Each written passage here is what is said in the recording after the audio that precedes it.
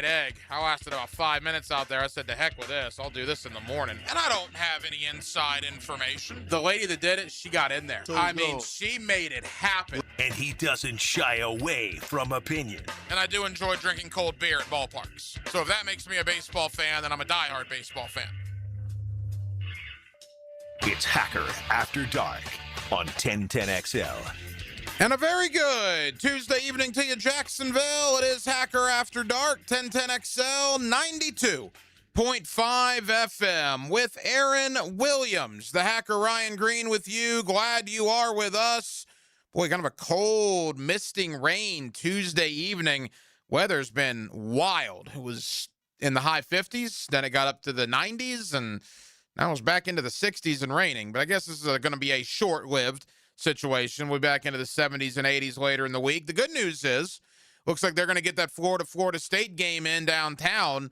As Rick told you as he was wrapping up, I believe they're going to the 7th inning with the Gators up 1-0 in a pitcher's duel right now here in Jacksonville. So we'll keep you updated on that. I myself just left a baseball game over in the Mandarin area. Proud to report that Little Hack with a single and a run scored in the top of the first as the Mud Dogs jumped out on top. I believe 4-0. They cap them at 5. You can't get any more than 5 per inning in 6 and under T-ball. So I guess they scored 5 in that inning, but Little Hack let them off with a single and a run scored. So I'm a proud papa tonight as they are getting after it in the Mandarin area. But there's a lot to get into this evening here on Hacker After Dark. No question, we're inside of a month away from the NFL draft, and I certainly want to talk about that. And we will talk about the draft. In fact, Brad Menendez of one of my favorite websites this time of year, draftcountdown.com, is going to join us later on in the 9 o'clock hour to talk about the Jaguars draft and what everything means after free agency, having to replace Devin Lloyd. Is Chris Rodriguez enough when replacing Travis Etienne? So we'll do a deep dive on that. But I also wanted to get into, as we're nearing the month of April, the month of April is when NFL teams will begin coming back to work. Those first-year NFL head coaches, Tennessee among them, the New York Giants, Arizona, Atlanta, Miami, all the teams with the first-year NFL coaches for their team, respective teams, they can start off-season workouts on April 6th. The Jaguars and most of the other teams in the league will start April 20th, but we are inside of a month away from off-season conditioning beginning, and then, of course, the draft, and then you'll have rookie mini camps in less than 2 months, and then OTAs will be here in about 2 months' time, and we will start this whole thing over again. So with that as a backdrop, I want to talk about the Jaguars, and I want to talk about the AFC South. What have the off-seasons looked like in Houston? What has the offseason looked like in Indianapolis? What is the offseason, a very active offseason, looked like in Nashville for the Tennessee Titans? Matt Verderam of Sports Illustrated will join us coming up here in about 15 minutes or so to do a deep dive on that. I'll actually start with that as well here in just a moment. And we will continue our postmortem on Gator basketball, the shocking loss to Iowa a little over 48 hours ago now. Luckily for Gator fans, the shocking upset probably tomorrow will now turn into, all right, turning the page to the Sweet 16. And in the neck of the woods where Iowa is, the fact that it's Nebraska and Iowa in the Sweet 16 will finally start taking some of the news headlines away from Florida being eliminated. But from our standpoint with the Gators, what does it mean? What are the futures of Thomas Houck and Alex Condon and Ruben Chinulu? I will tell you this, Neil Blackman of Saturday Down South, he also is the host of the Florida Basketball Hour. He is one of my favorites to talk Gator basketball with. He has a lot of really interesting thoughts and stuff that I hadn't heard about what may or may not happen with the Gator roster moving forward into next season. So Gator fans, I don't think you're going to want to miss that. That's towards the top of the 9 o'clock hour. We'll talk about the loss to Iowa, but more so what the future for the Gator roster holds beginning with next season. By the way, rumor has it Todd Golden might be up for a contract extension with the University of Florida. Obviously, there's a lot of talk about Hubert Davis's future with North Carolina. Could Bill Self potentially retire at Kansas. And if that's the case, then you got two really big jobs that are open. Would they make the call to Todd Golden? Well, maybe. We'll see. But Florida, there's talk already of a lot more money for Todd Golden and a new contract extension. So we'll ultimately see what happens there. So a lot of NFL talk, a lot of college hoops talk. We will also keep you updated as well on the college baseball here in Jacksonville between Florida and Florida State. Every night here on Hacker After Dark, we do kick it off with a big deal of the night. And Aaron Williams, let's do that right now. Time now for the big deal of the night. What's the big deal? What is the big deal? No, because it is a big deal. On Hacker After Dark. You know, this is a complete aside. I do want to get into the AFC South in a moment, but I wanted to make sure I got this in there. You know, for people my age, you know, early to mid 40s, maybe a little younger, maybe a little older, there was a game that we played back in the day, football related, called 500. You remember that? Where you had a quarterback, you know, 30, 40 yards away. You had a bunch of kids down. It was almost like a Hail Mary situation. And the quarterback would throw it up, and it was the first guy that got 500 would win. And the quarterback would yell 100 or 300 or maybe even 500. And if you caught the 500 ball, you won. But obviously, if you caught the 100 ball, then you needed to catch 400 more points. And the first one to 500 won the game. It was what we did when we were 9, 10, 11 years old. Maybe a little younger. And I bring that up because today I picked a little hack up from school. And I said, hey, man, you know, because I know we had PE today and recess and all that good stuff. I said, hey, what did y'all do today? And he goes, well, we played football and we played this game called Moss. And I said, Moss?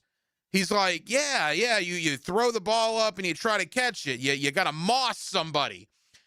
And I said, are you talking about Randy Moss? He's like, yeah, that's the guy, Randy Moss. So apparently, I don't know, parents, if you know this or not, but what you and I guess, referred to as 500 30, 35 years ago, maybe has a new game. It's called Moss in honor of Randy Moss. That was news to me. I thought I would share it with you. Am I the only one? Hit me up on the text line designed by Lifetime Enclosures. I'd love to hear you if your kid ever comes home and says, well, we played Moss today. And what is that? Oh, Randy Moss, that former wide receiver. Little Hack has no idea who Randy Moss is other than obviously one of his schoolmates told him, and that's the name of the game. You got to catch it over your teammate or your schoolmate, and if you do it, you quote Moss somebody, which they've obviously got that from the Monday Night Countdown show featuring maybe the NFL's best receiver of all time. You asked me off air if I remember that game. It was called something different, but when you just described it, I do remember that. We did play that. The I forgot 500, what we yeah. called it. It wasn't 500, but it was something else. But yeah, I do remember that. Yeah, well, I think we called it 500, and it's funny. One of the guys I went to middle school with, Matt, is like, who threw the ball 30 to 40 yards at DuPont? Well, DuPont for me was 6th grade, and then I went to Mandarin Middle in 7th and 8th, and we were chucking it at Mandarin Middle as the Powerhawks on the B track. Year-round school, Aaron, back in the day? I know you're 10 years younger than me. Did you have year-round school when you were here in town? Did I what? Have year-round school? Yeah. You did? Yeah. So at Mandarin Middle, we had year-round school. We didn't get a summer break. We went 12. Oh, wait, okay. No, never mind. I take that back. I think I misunderstood. No, year-round school we went 12 weeks, got off 3 weeks. We never had a summer vacation. You think, well, that sucks. Not really. The only thing that was bad about it is when you were friends with people at other schools, they were in school when you were out. But at Mandarin Middle, they've since gotten rid of it. But I'm talking, 1997, 98, back when I went there, you would go for 12 weeks and you would get off for 3 weeks. And there was 5 tracks, A track, B, C, D, and E. I was a B track guy, so I was thinking yellow. And we would go for 12 weeks, get off 3, and the continuous cycle for over 2 years. So every 36 weeks I was in school, I would get 9 weeks off. It was kind of an interesting formula. I don't know why they got rid of it, but that's a complete aside. All right, what I was going to get into is the AFC South. And in the AFC South, I want to talk about this with Matt Verderam of Sports Illustrated coming up in just a little bit. We're all into the draft right now. That's where our mindset is. That's where almost every NFL fan base, NFL media's mindset is April 23rd, 24th, and 25th. Even though the Jaguars don't have a first-round pick, they do have 4 picks in the top 100. So there is no doubt they are going to be able to find guys that are going to help this team. Coincidentally enough, I did one of those mock draft simulators earlier today. I'm a big mock draft simulator guy this time of year, particularly when I'm waiting in the school line to pick up my kindergartner, and he's been there forever, and you have to get an hour there before class, before they let out to get a good spot in line. And when I did my mock draft simulator earlier, I think I would take this in a heartbeat. I got Caleb Banks at 56 and Darrell Jackson at 81. I went defensive tackle, defensive tackle. And before you say, Hacker, well, they're not going to be there. Well, darn it, they were there in this mock draft. So that's why I took them. I always love the people on social media that say, well, why'd you take this person? They're not going to be there in real life. Well, I don't know if they're going to be there in real life or not. But they were there in this mock draft. Thus, I took them. So I took Caleb Banks at 56, Darrell Jackson at 81, and then I took a couple of linebackers, Jake Galladay from Cincinnati, Kyle Lewis from Pittsburgh. If that's the first 4 picks for the Jacksonville Jaguars, I would be over the moon. But the Jaguars need to focus on defense. My question is, what have the other teams in the AFC South focused on this offseason? You know, look at Tennessee, a team that finished dead last in the division last year, and they were awful. Brian Callahan got fired. We obviously know Tennessee ultimately did hire Robert Saleh, and they brought in Brian Daboll as their offensive coordinator. On paper, that's pretty good. Now, Daboll did not work out as a head coach with the Giants. Saleh did not work out as a head coach with the Jets. It's kind of a second chance for Saleh. Daboll's trying to rebuild his image to get a second chance on down the line. Tennessee had a bunch of money to spend, and they spent it. They spent it on wide receiver Wan'Dale Robinson. They spent it on cornerback Alontae Taylor. They spent it on defensive lineman Josh Franklin Myers. So I know a lot of people here in Jacksonville wanted Franklin Myers from Denver. They spent a lot of money to bring guys in. Question is, how much better are they? Well, I do think they're better, right? But that's relative. They were awful last year. One of the worst teams in the league. So if you're one of the worst teams in the league, you can't help but get a little better. I think 2 things can be true. I still don't think Tennessee is going to be competing for the AFC South in 2026, but I do think they're better. They won 4 games last year. I could see them getting 7 wins, maybe 8 wins in the conversation, but I don't think they're going to be competing for the division. And again, it's all going to come down to Cam Ward. Everything they did in the offseason is not going to matter if Cam Ward is not the quarterback they believe him to be. Indianapolis, I don't know what they've done this offseason. I don't have a clue. Never mind the money they spent. We'll get to that in a moment. They trade Michael Pittman Jr. so that they can pay Alec Pierce. Is Alec Pierce better than Michael Pittman Jr.? He's younger. I'll grant you that by a couple of years. I don't know if he's better. So Michael Pittman Jr. is gone. They trade Zaire Franklin, arguably their best defensive player. They trade him. They lose offensive tackle Braden Smith, and not only do they lose him, he stays in the division and goes to the Houston Texans, and they lose Kwity Paye on the defensive line. So 4 starters last year are gone from Indianapolis, 4 starters that contributed. They gave Alec Pierce $1 billion, who I believe had less than 50 catches last year. I mean, granted, the contract is ultimately not going to be worth what it appears it's going to be worth, like $100+ million. There's an out for Indy, I believe, 2 years in. But nevertheless, they're paying Alec Pierce a bunch of money. That's a gamble, particularly when you have questions at quarterback. And then they gave Daniel Jones a boatload of cash. He's going to be their quarterback after blowing out his Achilles here in Jacksonville on December 7th. They're saying in Indy that Daniel Jones will be ready for the start of the regular season. We'll see. It'd be 9 months from when he blew out his Achilles here to when the regular season starts. So I think the Colts have issues. Plus, They traded not only this year's first rounder, but next year's first rounder as well for Sauce Gardner. I don't know. I got questions about what Indianapolis did. Houston, I'll be honest, I didn't like what Houston had done up until about the last week and a half. The offensive line for the Texans was awful. Just awful. To their credit, they go out and they get Braden Smith, as we mentioned, from the Colts, and they get a 3-time Pro Bowler in Wyatt Teller from Cleveland.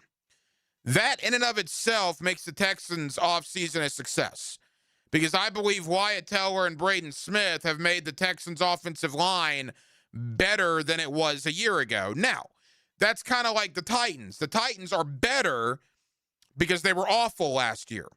The Texans' offensive line, I believe, is better. But is that relative? Because, again, they were pretty awful last year. You add David Montgomery, who is a good player. I don't know if he's the guy that he was 2 or 3 years ago, but he's a good player. And he's going to be there with Woody Marks. Obviously, Nick Chubb and Joe Mixon are no longer in the equation. But outside of Nico Collins, I still wonder if the Texans' offense has anybody that keeps defensive coordinators up at night. Nico Collins is a great player. Is there anybody else on that Texans offense that scares you? Tank Dell coming back from injury.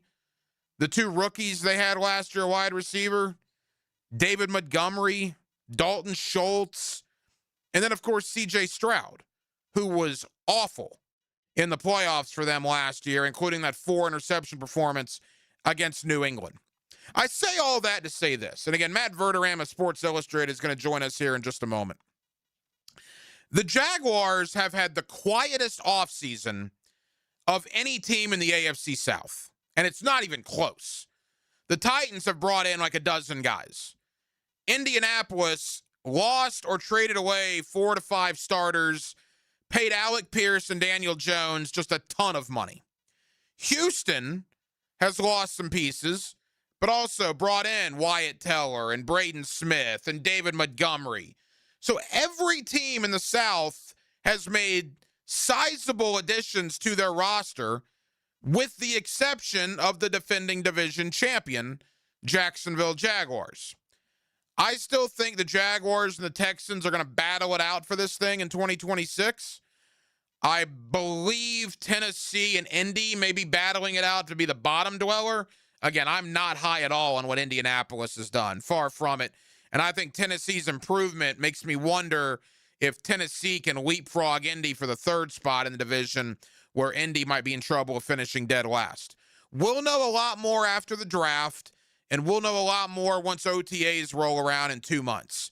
But as we sit here, 2.5 months removed from the season and a month outside of the draft, despite losing ETN and despite losing Devin Lloyd, I got to tell you, what every other team in the South has done shouldn't scare you if you're a Jaguar fan.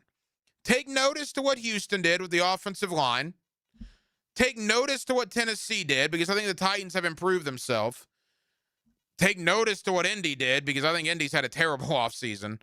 But I think right now, and maybe this is me with my teal and black goggles on, if I had to pick the division right now, a month outside of the draft, I'm still picking Jacksonville, despite losing Devin Lloyd and despite losing Travis Etienne. And why am I doing that?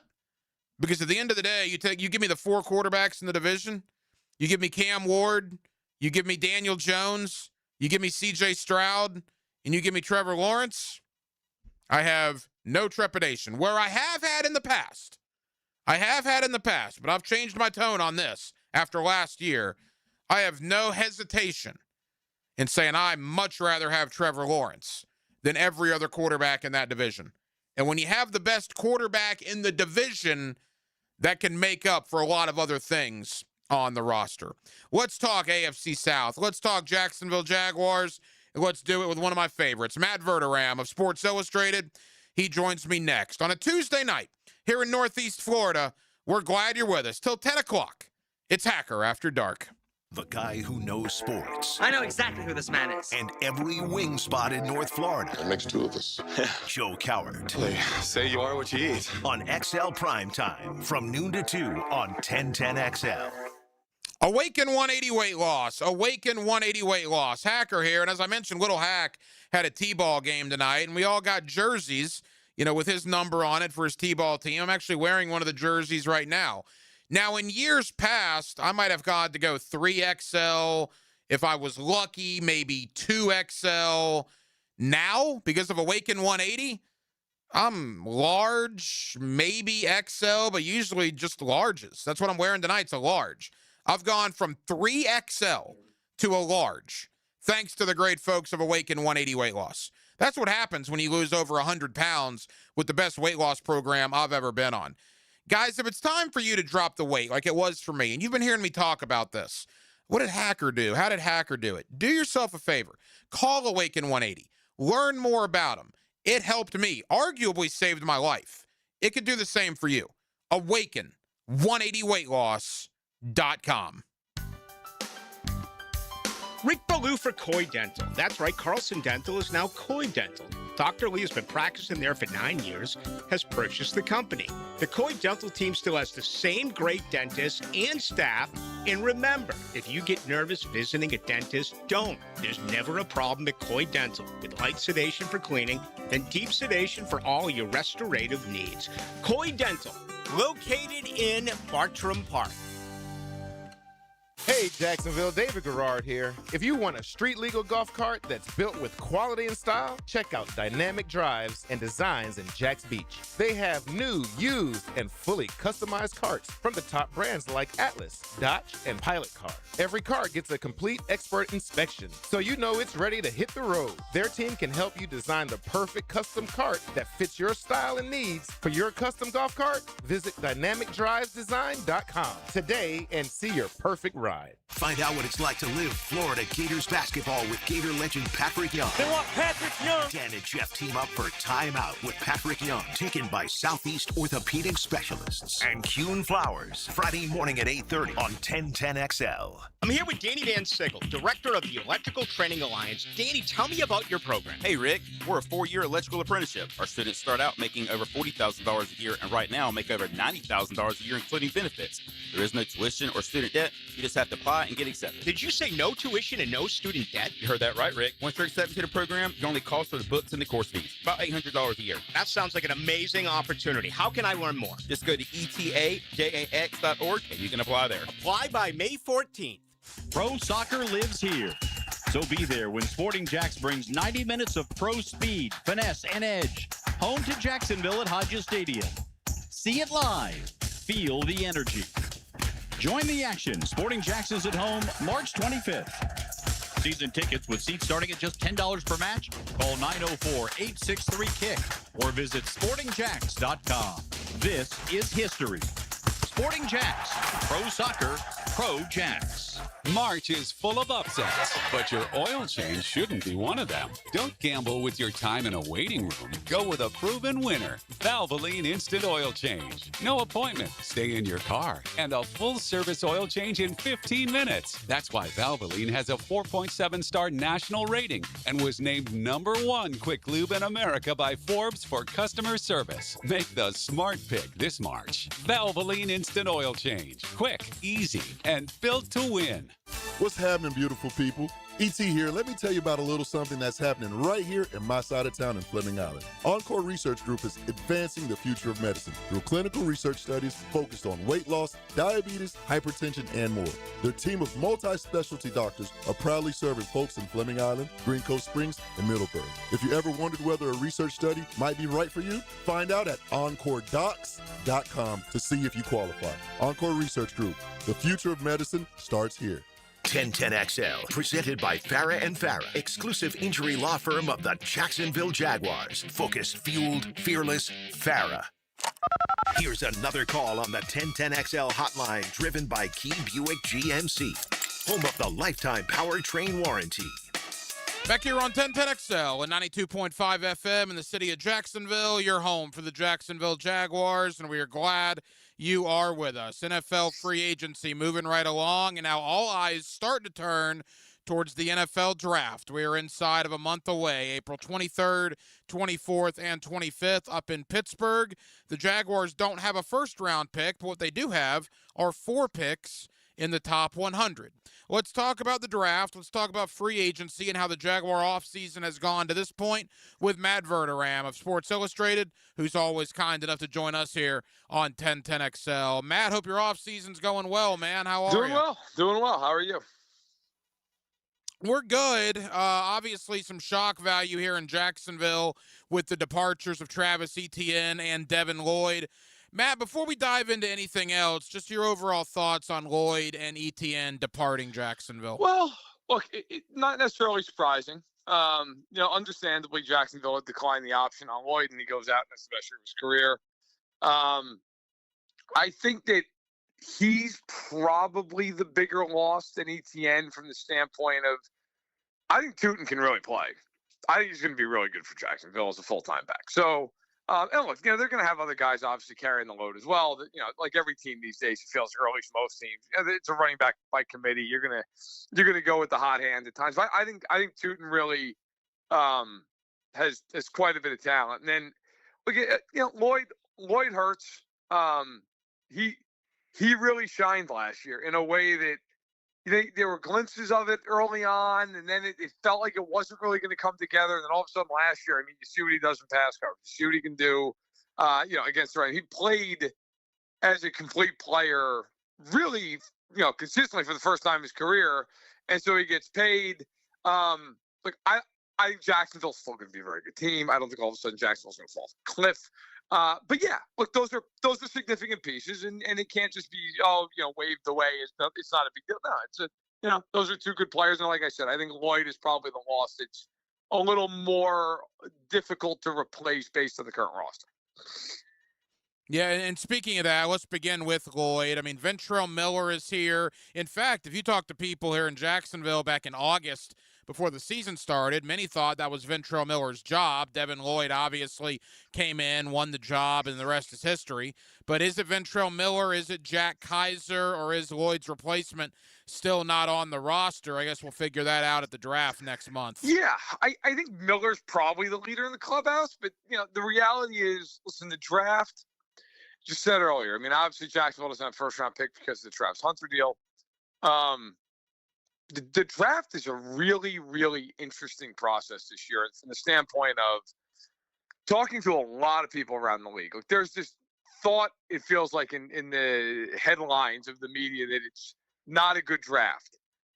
That is not the impression I've gotten talking to a lot of really like getting an idea from people down in Indianapolis, scouting combine. I'm going to be at the owners' meetings this upcoming weekend.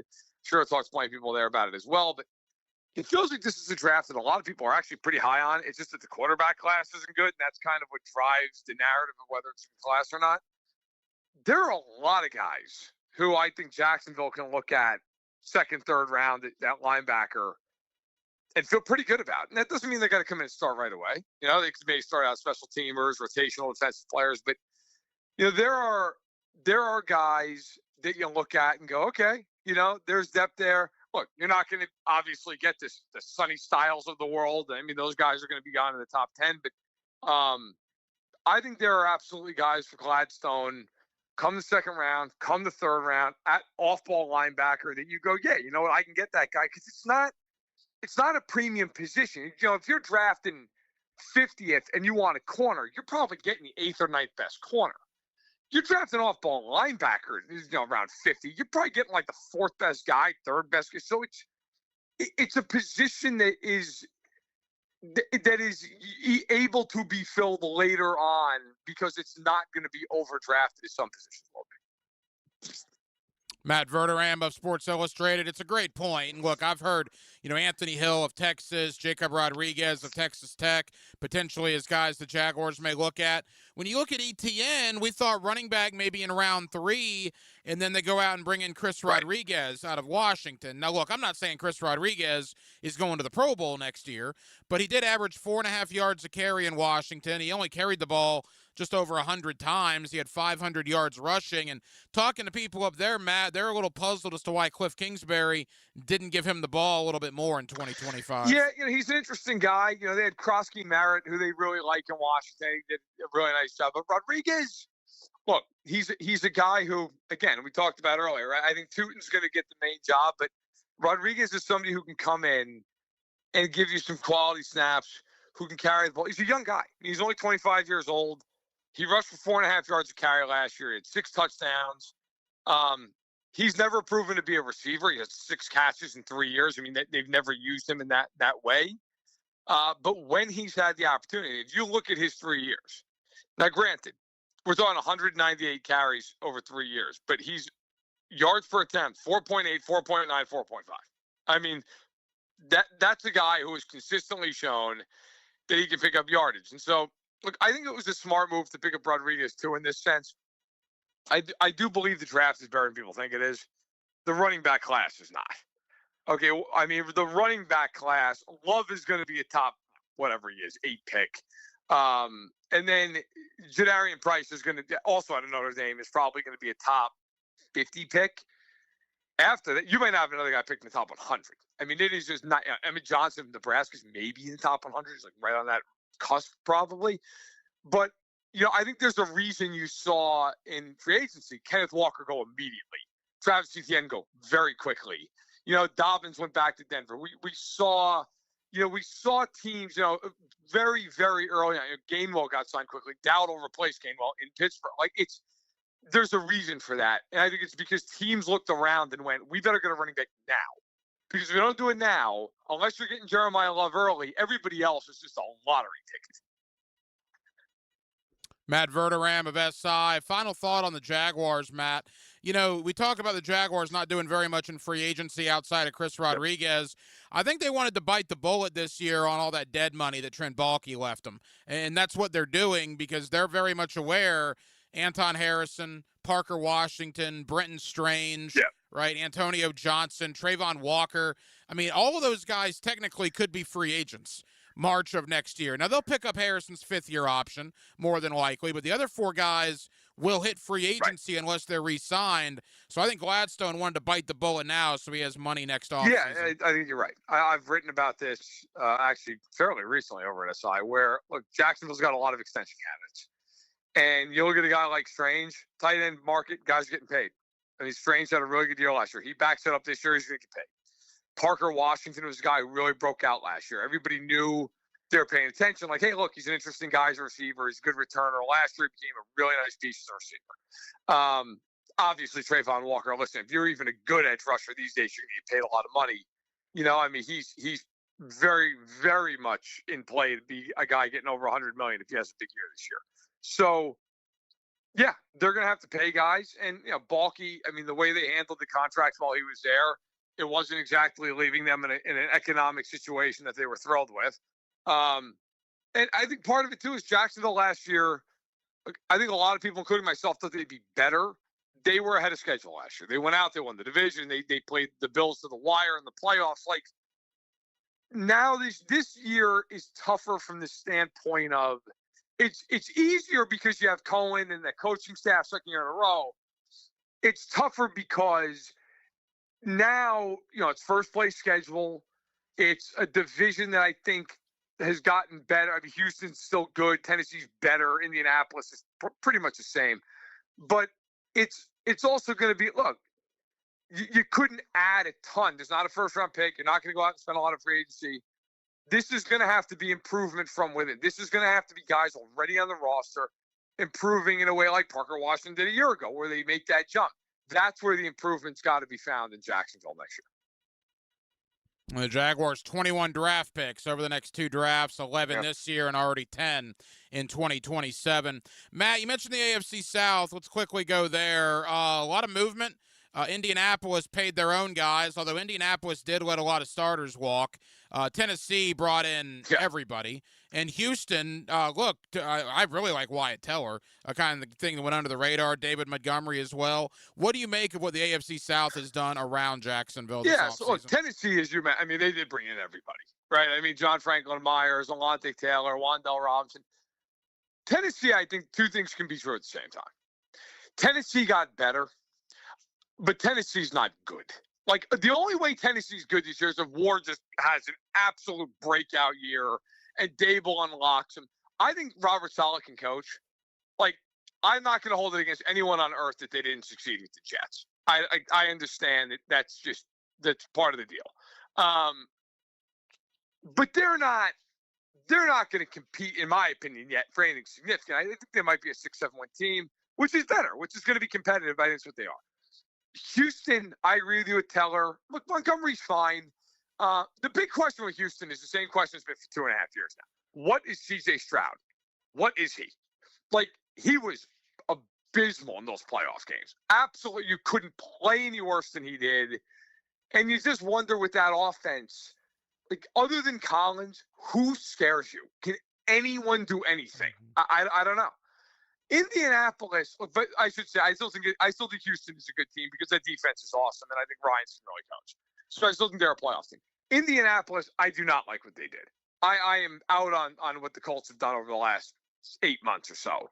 They trade 2 first-round picks to get Sauce Gardner, who I think is a very good player. I don't think he's a great player. They now have a big contract with him.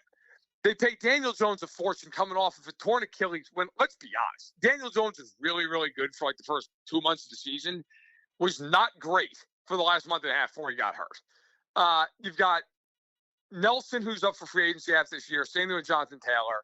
You trade away Pittman to pay Pierce. I think Pittman's a better player than Pierce. They pay him a fortune.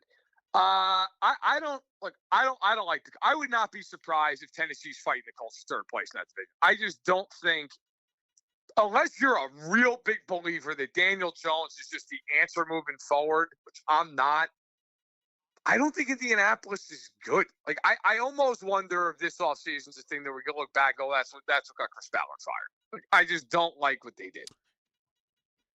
Yeah, I mean, they trade Zaire Franklin. They let Braden Smith walk. Kwity Paye's gone. You mentioned Michael Pittman Jr. They certainly lost a lot of that foundation, no question. Quickly, because I want to ask you about your St. John's team that's still alive, unlike the Florida Gators in the NCAA tournament.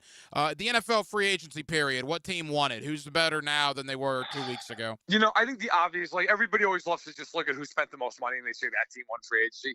I don't believe that. I think a lot of times those teams are the teams that lost free agency. I like what Washington did with their defense.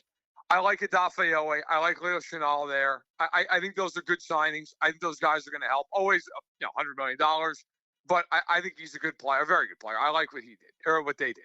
I mentioned the Titans. Look, I don't think the Titans won necessarily, but they got better for sure. I like what the Steelers did, to be fair. I love Jaquan Brisker going in there. They brought back Asante Samuel. They got Jamel Dean. They brought Enrico Dowdle. And they didn't spend crazy money to do it. They traded for Pittman. Like, the Steelers' problem is they don't have a quarterback.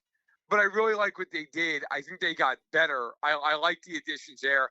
But I got to tell you, I think the two teams that really walked away, the Rams and the Niners, it feels like, just did the – I mean, the Rams basically took the Chiefs secondary, which is fantastic for them. That's going to really help them along. They gave up a lot, but fair enough, they're going to get help from those guys.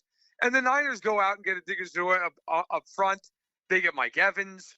But the Niners, it's always the same thing. Can they stay healthy? But if they can stay healthy, that team's a team that's going to be right there in January. Matt Verderam of SI, I agree. The NFC West was the best division in football last year. They had the world champions, and the world champions are still going to be good, more than likely, and you obviously see what San Francisco and the Rams did. Matt, final thought. You were celebrating on Sunday a buzzer beater. We got kicked below the belt by a mule here in Jacksonville with what happened with the Gators hours later. So tell us from the victorious side what it was like to watch your St. John's team beat Kansas and advance in that being a New Yorker, it's been a long time coming. I mean, that St. John's has stunk for a quarter of a century. So it was great. Look, I mean, there have been a lot of years with them where they have just been absolutely, like, just not even worth talking about. And so, last year they were a 2 seed. They couldn't really score. That was the thing all year long. Like, do they have enough offense? And they couldn't shoot at all against Arkansas, and they lost in the second round. And this year, like, I was not one of these people who thought they should have been a 3 seed, but I did think they should have been a 4 seed. They ended up a 5. They got a pretty favorable draw in Northern Iowa. They should win that game. They do. And then, this game against Kansas, quite honestly, was frustrating. They were so great defensively all afternoon. I felt like, okay, well, if they could hit any shots, they're going to win this game by 20 points. And they just couldn't score. Kansas, to their credit, came all the way back and tied it. But an amazing shot by a guy who's been awesome for him in Dylan Darling. Didn't have a point the entire game. Didn't one shot the entire – he had a terrible game. and the left-handed point guard throws up a right-handed shot at the end of the game, and they win. So it was great. I can't wait to watch Friday night. I hope they beat Duke, and if they do, I mean, all bets are off at that point. Who knows where they can go? What a region with Duke and St. John's and Michigan State involved there as well. Absolutely crazy, crazy region there in the East. Matt Verderam of SI. Matt, tell the good folks here in Jacksonville what you have coming out on the website as the offseason continues. Yeah, a lot. All kinds of draft coverage. I'll be at the league owner meetings with Albert Breer for Sports Illustrated this upcoming week. I get down to Phoenix. I'll be there Sunday through Tuesday. So have all that content coming for you. We'll be talking to everybody down there, including people from Jacksonville. And then, I mean, look, just all things draft. The one mock draft coming out here in a couple of weeks. Just things we're hearing. So just check out SI.com. Follow me on Twitter at Matt Verderam. But it's all there. Matt Verderam of Sports Illustrated. Matt, I know you're busy, man. Safe travels to the owners' meetings, and we'll talk soon. Thanks a lot. Take care. Hey, this is Donnie Edwards, former NFL linebacker. Just want to give a shout out to our men and women serving in our military, especially in the city of Jacksonville. And you're listening to 1010 XL Jacksonville Sports Radio. Streaming live from the XL Digital Studios. Polished by Harbor Dental Care, the locally owned smile restoration experts. Blue here for the Blue Crab House, located right off of San Jose. It's on Jewington Creek Road. They've been around since 1996. Indoor-outdoor dining. Also, takeout is available at the Blue Crab House. Open 4:30 to 9, Tuesday through Saturday. Sunday, noon until 9. Remember, Tuesday, $2 margaritas. Wednesday, $1 oyster night. How about the blue crabs? How about my personal favorite, the Canadian snow crabs? Whatever it is that you fancy, you get it right there. The Blue Crab House. This is Jeff Middlecoff with Cogent Bank. My associate Ryan Salem and I joined Cogent Bank because we wanted to revolutionize the mortgage business, just like Cogent Bank has revolutionized the banking business. So Ryan Salem and I are able to leverage the power and stability of Cogent Bank to go out and find our clients the best investors, the best products, and the best rates in the entire country for your particular mortgage loan. Of course, you don't have to be a customer at Cogent Bank to take advantage of our mortgage services to buy or refinance your home. We offer jumbo loans, VA, FHA, conventional and investment loans. At Cogent Bank, we offer mortgages nationwide, so we can help you with a second home or help a family member who lives or is moving to another state. Call Ryan Salem or myself, Jeff Middlecoff, at Cogent Bank today, 904-442-9191, to see how we can help you with any of your mortgage loan needs, whatever or wherever they may be. Member FDIC, Equal Housing Lender, Cogent Bank, NMLS ID 402296, Ryan Salem, NMLS ID 1182429, Jeff Middlecoff, NMLS ID 249086. If you're thinking about getting a new roof sometime this year, Endless Summer Roofing can help. I'm Claudia, owner of Endless Summer Roofing. Stronger materials, expert installation, real peace of mind. A new roof isn't just an upgrade. It's the primary source of protection for your family home. Visit EndlessSummerRoofing.com for a free inspection today, and I'll make sure you're ready for tomorrow. Endless Summer Roofing. Protecting your home from Florida's endless summers. Hey, it's Matt Hayes. Tell me if this is you, because it's definitely me. I go to bed thinking, tomorrow morning, I'm going to wake up early, jump in that ice bath I just bought, have a good breakfast, go for a morning walk, and order a veggie for my side instead of fries. Then the morning arrives. I press snooze, skip everything else I planned because I'll do it tomorrow. But that's the Awaken 180 difference. Tomorrow is today. It's so easy. You want to do it. Your coach will be there to help you do it. You won't want to let her down. Accountability, ease, feeling great. That's the Awaken 180 difference. Now you can download an app, Google a weight loss plan, or buy the latest gadget. But who actually helps you follow through when you couldn't do it before? I lost 40 pounds with Awaken 180, and it was easy. No meds. I couldn't lose 5 pounds in a month on my own. Awaken 180 works, and it continues to work because it's set up to not let you fail. Succeed like we did at Awaken180weightloss.com.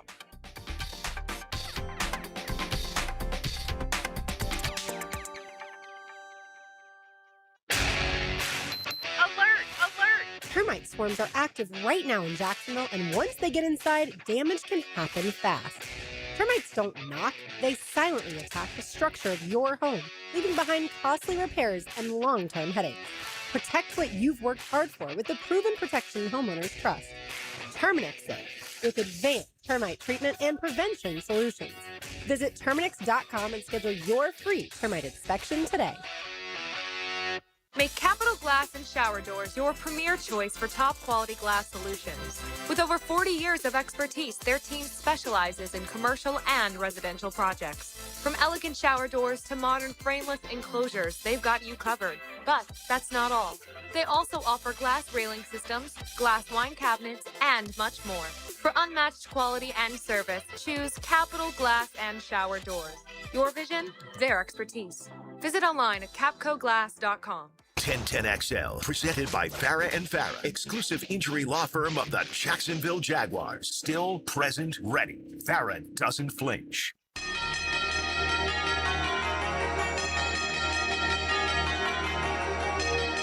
Hacker, After Dark, on 1010XL. Yes, it is. Thank you to Matt Verderam of Sports Illustrated for joining us tonight here on Hacker After Dark. Matt's one of my favorites, man.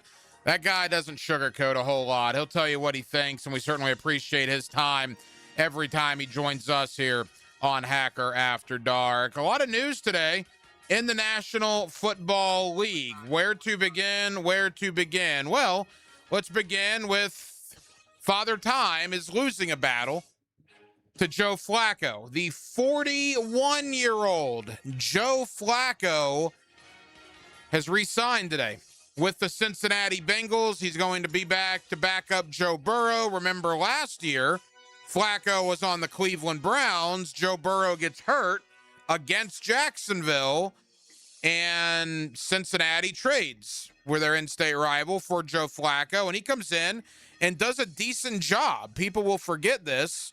This kind of tells you where the Pro Bowl is right now. Joe Flacco was a Pro Bowler last year. Remember, it was him and Joe Burrow. They were Pro Bowlers, two quarterbacks from the same team. I'm pretty sure that's never happened in the history of the NFL. So Pro Bowl quarterback Joe Flacco, at the age of 41, is back with the Cincinnati Bengals. I'll tell you some confusion that's going to reign all over fantasy football coming up this year is what the Atlanta Falcons did earlier today. Now, they have Bijan Robinson, right? One of the best players in fantasy football, one of the best players in the league. You know who his backup is now? It's Brian Robinson, the former member of the Alabama Crimson Tide, the former Washington Commander, and the former San Francisco 49er, returns to the Southeast, to Atlanta. So the Falcons now have Bijan Robinson and Brian Robinson on their roster. It's a pretty good two-headed monster at running back for Atlanta, no doubt about it. You want to talk about the end of an era in Tampa, Florida. We already saw Mike Evans leave after 12 years with the Buccaneers, although he's going to still play. He's going to the San Francisco 49ers. A man that spent 14 years with the Tampa Bay Buccaneers is calling it a career. Lavonte David retires as one of the all-time Tampa Bay Buccaneer greats. I mean, honestly, at linebacker, outside of Derek Brooks, is there a better linebacker in Tampa Bay history than Lavonte David? I don't know. When you start talking about like all-time Tampa Bay Buccaneer defensive players, obviously Leroy Selman, Derek Brooks, John Lynch, right? Rondé Barber, Simeon Rice, Warren Sapp. They've had some ridiculous ones.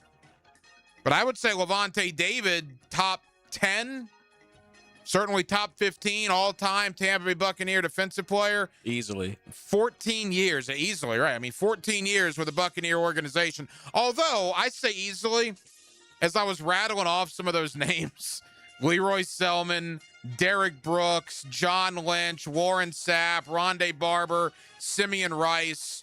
They've had some ridiculous defensive talent in Tampa Bay. They have, but I mean, not saying none of them, but not a lot of them compared to Lavonte David. He's been not a lot of the guys I mentioned. No, not those guys. But I'm saying, you know, he's in the conversation with those guys. Sure. He's been as consistent, and I mean, you won't find just an all around. When you talk about linebacker, you look at someone like Lavonte David. He did it at a high level for just about all of his career. He was great, no doubt about it. And he ends 14 years today retiring. So Mike Evans, 12 years as a Buccaneer, gone to San Francisco. Lavonte David, 14 years as a Buccaneer, retiring. A true end of an era for the Tampa Bay Buccaneers. You got also some things going on in the National Football League with the New England Patriots today. They release former Jaguar quarterback Josh Dobbs. Tommy DeVito going to be their guy there with New England as the primary backup. Josh Dobbs, who's played for basically every team in the National Football League, will have to find a new home as he is released from New England earlier today. And then the Jaguars. There's a couple of mock drafts out. Field Yates has a 2-round mock draft out on ESPN.com. And look, with the 2-round mock drafts, it's kind of hard. You're really throwing darts at a dartboard at that point because you don't know what's going to happen in the first 55 selections. But for what it's worth, he has the Jaguars taking Karan Crawford, an edge out of Auburn. He writes, Jacksonville can use its first selection in the 2026 draft on pass rushing depth as Crawford brings some serious juice. Played just 1 year of high school football before joining Arkansas State, so he still is forming into his own as a player, but he is electric turning the corner on offensive tackles and is more impactful than Keldrick Falk for Auburn was in 2025. So I think everybody that covers the draft and pretty much everybody that follows the Jaguars, of the 11 picks, like I did that mock draft earlier today, 7 of my 11 picks were on the defensive side of the football. I just think you look at the makeup of the Jaguar roster with the knowledge that Andrew Wingard, Greg Newsome, Devin Lloyd, obviously, Emmanuel Ogbah, DeJuan Smoot, Austin Johnson, you can just go on down the line, are all gone off of last year's team. To me, it's going to be a very heavy defensive draft for Jacksonville. And at 56, do you take best player available? Whether that's an edge, whether that's a linebacker, whether that's interior defensive line, you have needs at all of them. I think it's going to be maybe the best defensive player on the board for Jacksonville at pick 56 in round number 2. More on the Jaguar draft coming up in the 9 o'clock hour. Brad Menendez, draftcountdown.com, will join us then. Coming up next, let's get into a little college basketball, a little NCAA tournament, and a little local college baseball tonight. That's next as we head into the 9 o'clock hour on a Tuesday night here in Northeast Florida. We're glad you're with us till 10 o'clock on Hacker After Dark.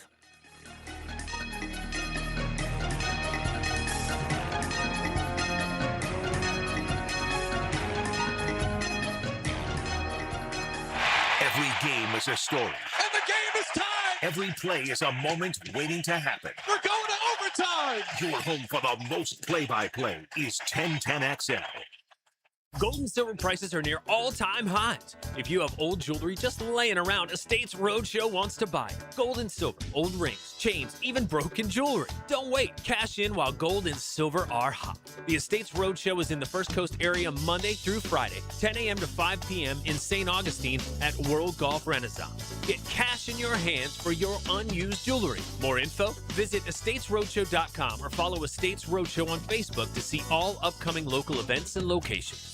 Get hit by the man in the back, Tommy Mack. I'm bringing you straight to the gridiron to show you what it's like to put on the Jags helmet and pads. Fridays on Jaguars Today. Unlocked by Renewal by Anderson Custom Windows and Doors on 1010XL. Attention men and women, if you would like to get your hair back, then you need to listen to some of our clients. John in Orange Park. IHRS showed me what was causing my hair loss and helped stop it. Call IHRS now at 904-777-IHRS. Find out how to grow your hair back with a free hair and scalp examination. Diane from Ponte Vedra. Now I have what lotions couldn't give me. Thick, beautiful hair. Hurry and receive a free hair and scalp examination and get 2 weeks of laser treatments for free. Call IHRS at 904-777-4477. Hairforme.com. In a sea of big box corporate chain jewelry stores here, Beard's Diamonds is a refreshing alternative. I grew up in Jacksonville, and we have been shopping at Beard's for over 2 decades. Meet Richard Skinner. Richard's journey with Beard's started when nobody could even come close on the engagement ring he wanted. wanted. We did shop around that stone and that particular setup with different jewelers, and Beards was able to come in significantly lower. It was a no-brainer. Since then, he's become another voice in the word-of-mouth advertising that has made Beards stronger than ever. I have referred my friends and sisters and brothers, and they have all had a very, very pleasurable experience at Beards. The selection is great. The staff is awesome. It's a well-run business that really does care about their clients and their customers. And unlike the others at Town Center, Beards is a locally owned family jeweler. The fact that they're locally owned, it does give you a little bit more personal experience. They actually have a desire to better the city of Jacksonville. Beards Diamonds. Online at beardsdiamonds.com. 1010XL, presented by Farah and Farah, exclusive injury law firm of the Jacksonville Jaguars. When it's game time, Farah doesn't flinch.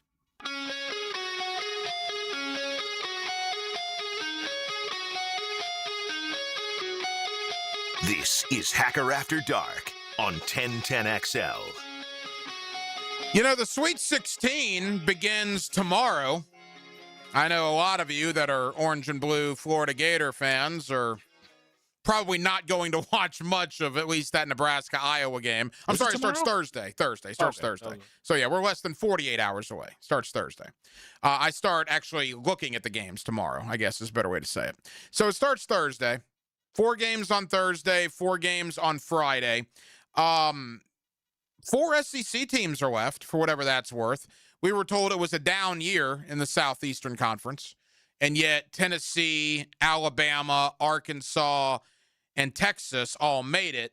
But all 4 SEC teams are going to be gigantic underdogs. I mean, gigantic underdogs. If you look, all right, so Texas has to play Purdue, and that probably is not going to work out well for them, would be my assumption. Tennessee has to play Iowa State. Iowa State, who lost their best player to injury, wiped the floor with Kentucky. I was pretty surprised about that.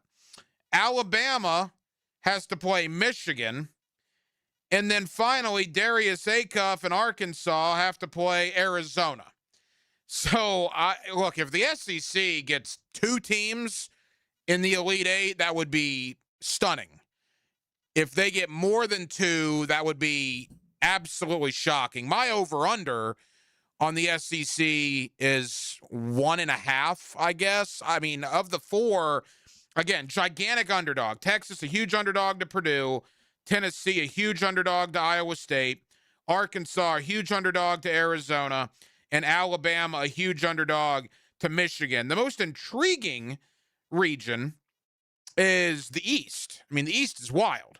You got Duke and St. John's, John Shire versus Rick Pitino. And then you got Michigan State and UConn, which is Dan Hurley versus Tom Izzo. In the South, Iowa, Nebraska, obviously. And then Illinois and Houston. Boy, Houston's got to be licking their chops. They're playing in Houston. Illinois has been pretty good the first 2 tournament games. But, boy, whoever wins that Houston-Illinois game is going to be a huge favorite over the winner of Iowa, Nebraska. Of those 4 SEC teams, if you had to pick 2 to advance, who are you picking? Tennessee and Arkansas. Because even though Arizona is my national championship team, the way Arkansas wins that game is if Darius Acuff just goes nuts. And we've seen him go nuts and win games by going nuts, 30, 35 points plus. And Tennessee, because I just think Tennessee's playing really good basketball. I had Virginia in the Final Four, and Tennessee beat them, and it was a great win for Tennessee. I also had Tennessee getting knocked out the first round by Miami of Ohio. Wow, yeah. So I don't think, I mean, you look at Michigan, I just think they're a machine. I'd be pretty surprised if Alabama gave them much resistance.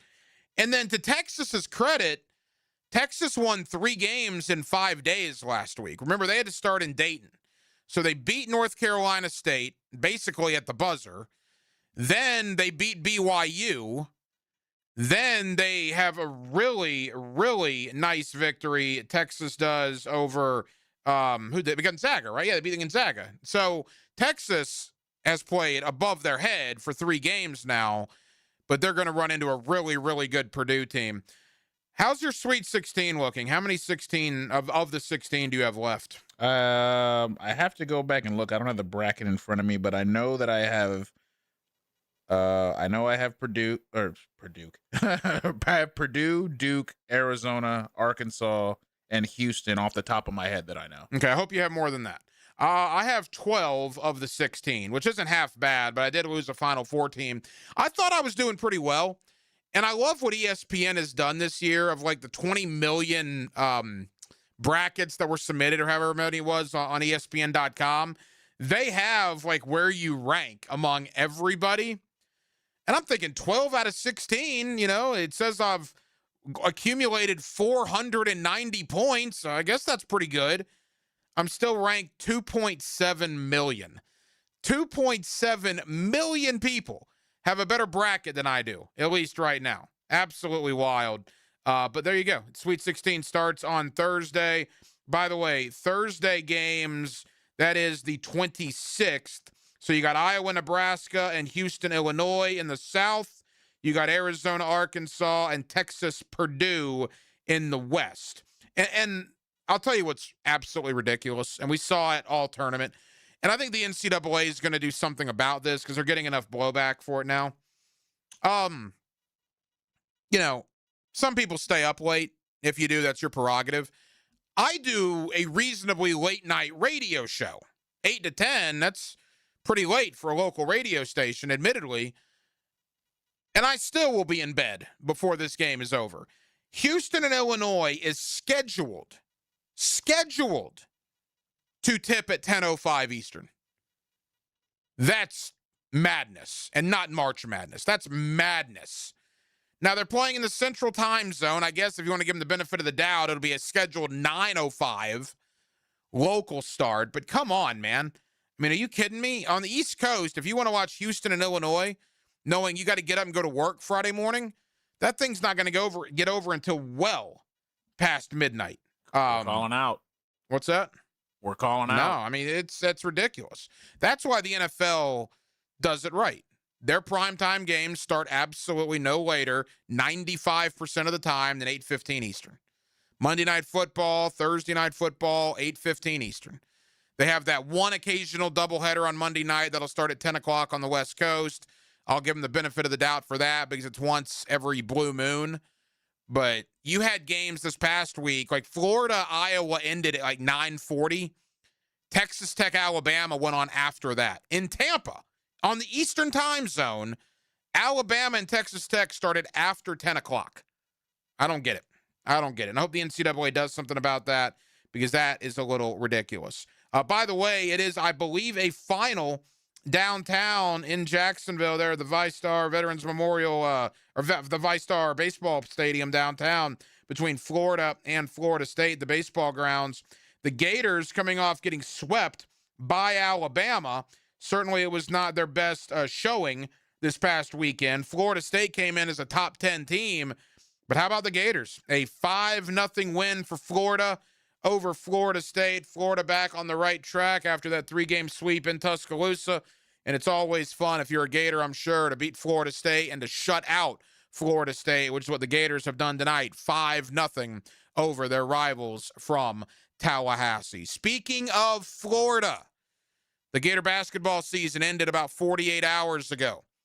Let's talk about the game, but more so, let's begin looking ahead. Thomas Houck, Alex Condon, Ruben Chinyalu, Boogie Flan, Micah Hanlockton. You're saying Hanlockton's a senior. Not so fast. Could Hanlockton be back next year? We'll do a deep dive on what the Gator roster may look like when the 2026-2027 season rolls back around in November. Neil Blackman, Saturday Down South. He's also the host of the Florida Basketball Hour. He joins us next on what is a Tuesday night here in the city of Jacksonville, and we're glad you're spending it with us. Hacker After Dark till 10 o'clock right here on 1010XL and 92.5 FM. You never know what's going to happen. If we played them 10 times, they might win 9, but not this game. And that's the beauty of sports. Not tonight. 1010XL. Screw them. Jacksonville Sports Radio. If you are an experienced electrician looking for your next big opportunity, look no further than the Miller Electric Company, a trusted name in the industry for over 96 years. At Miller Electric, we tackle the biggest projects in the city, offering you the chance to showcase your skills on a grand scale. We believe in rewarding hard work with the best pay, top-notch benefits, and an unbeatable culture where people actually care about each other. Take your career to new heights with Miller Electric Company. Apply today at millercareers.com. Miller Electric, an equal opportunity employer. At the First Coast YMCA, there's no place like this place, with programs and experiences that will bring your whole family together. Summer will be here before we know it, and Y Summer Day Camp registration is now open. Visit your local Y to secure your child's spot early for a season full of memories and adventure.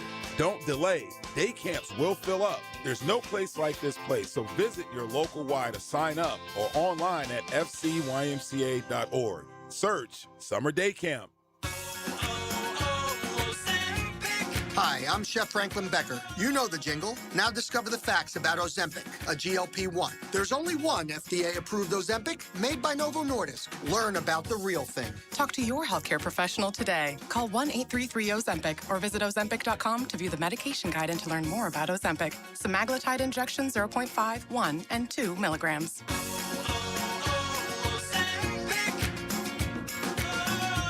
Home of the Jacksonville Jaguars. WJXL AM Jacksonville Beach. WJXL FM Jacksonville Beach.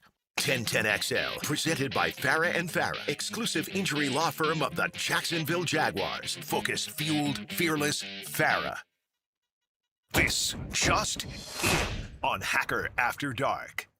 Neil Blackman, Saturday Down South and the Florida Basketball Hour, 60 seconds away. Wanted to let you guys know, speaking of college basketball, something that had been rumored for the last couple of days has come to fruition this evening. It was announced moments ago. ESPN has it reported that Hubert Davis is indeed out as the head basketball coach in North Carolina. It says he will not return next year. Now, there are rumblings, right? Rumblings, whispers in the wind that could North Carolina potentially call Todd Golden. Perhaps. As I said last night, and I'll stand by this, I think Todd Golden's next job is going to be in the NBA in a couple of years. I don't know why you would leave Florida for North Carolina in 2026. I understand why you would leave Florida for North Carolina, 30 years ago, 15 years ago, maybe as recently as 5 years ago. In today's day and age of NIL and everything, I don't know why you would leave Florida for North Carolina. Maybe that's just I have my Gator blinders on, perhaps. I don't know. That's the way I feel. So, with that as a backdrop, again, I don't believe Todd Golden's going to Chapel Hill, but it is important for you to know that Hubert Davis is not going to return as the head coach of the North Carolina Tar Heels, and you would have to think that the rumors and the rumblings will grow a little bit louder. And it's not just Todd Golden, right? I am any successful coach.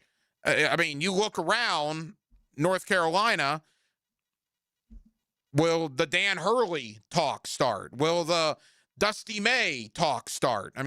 If you think Golden's going to leave Florida for North Carolina, well, then you probably think Hurley would leave UConn for North Carolina, or May would leave Michigan for North Carolina. Or here's a juicy one. There's talk in Chicago that Billy Donovan may be done with the Bulls after this year. Would North Carolina go after an older, more seasoned Billy Donovan? I don't know, but it's an interesting thought. Neil Blackman, Saturday Down South, and the host of the Florida Basketball Hour. Let's talk about the Gator basketball season, and maybe more importantly, let's look forward to what the roster may look like next season. Here's that conversation on Hacker After Dark. Here's another call on the 1010XL hotline driven by Key Buick GMC, home of the lifetime powertrain warranty. Back here on 1010XL and 92.5 FM in the city of Jacksonville. We are glad you are with us. Well, I think most of us, if not all of us, figured we would be previewing the Sweet 16 this week with Florida, but the Iowa Hawkeyes had different plans on Sunday night. They stun the Gators 73-72, knocking the defending national champions out in the round of 32. Why did Florida lose? What is next for some of Florida's best players? And when you look back at the last 2 years, how will this 2-year run be remembered in Gator basketball history? Let's talk about all of it with Neil Blackman of Saturday Down South. He's also the host of the Florida Basketball Hour, and Neil's always kind enough to join us here on 1010XL. Neil, how you doing?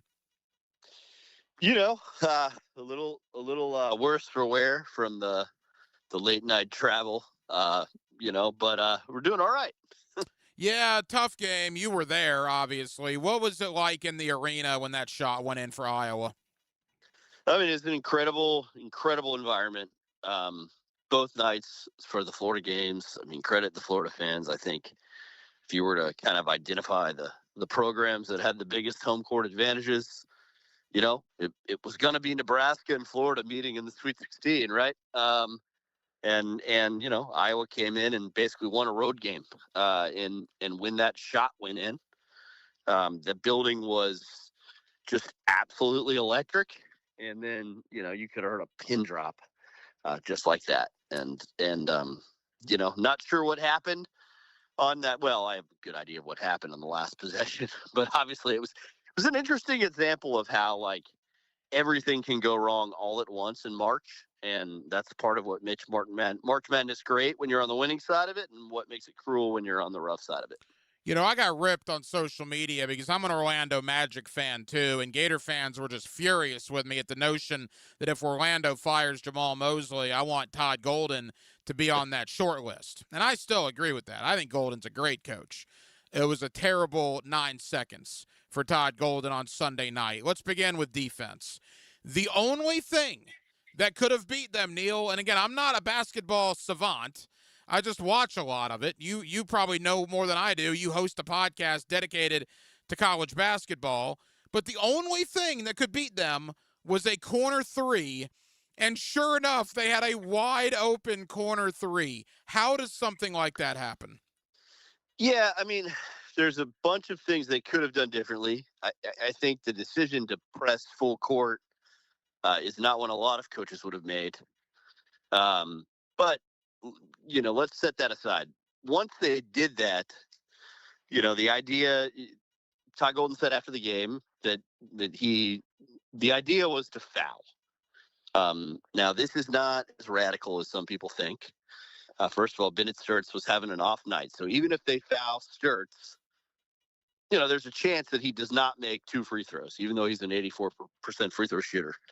But in order to foul him, the one thing you cannot do is let him get away from you. And, so it started with, I don't know why they guarded the inbounder if the intent was to foul. And then after that, Boogie Flan trails around a screen, which, you would not want to do, because the one way he could get away is if that doesn't work. And then Xavier Lee stepped up into a screen set by Tate Sage. So he should have stepped over. Instead, he stepped up. So now Sturts is getting away. And Thomas Houck is the guy on the corner man, Fulgaris. But with Sturts having a full head of steam to the rim to tie the game, Houck has to make a kind of split-second choice.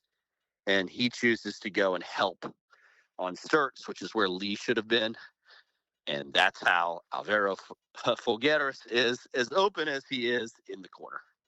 Neil Blackman, Saturday Down South in the Florida Basketball Hour. I think that is a great description of exactly what went down. And then to compound the problem, all right, so the shock value of being down 1 with 4.5 seconds to go. At that point, yeah, we've seen buzzer beaters in March Madness. For every buzzer beater you see, there are 20 games that don't go your way. So the odds of them making a shot with under 4.5 seconds were slim. But, Neil, I don't know. I mean, the thought might be there to actually take a shot. I mean, it's an idea, right, to get it up on the rim, have something going towards the basket. They didn't get a shot off, man. I mean, it was Keystone Cops at the end, was it not?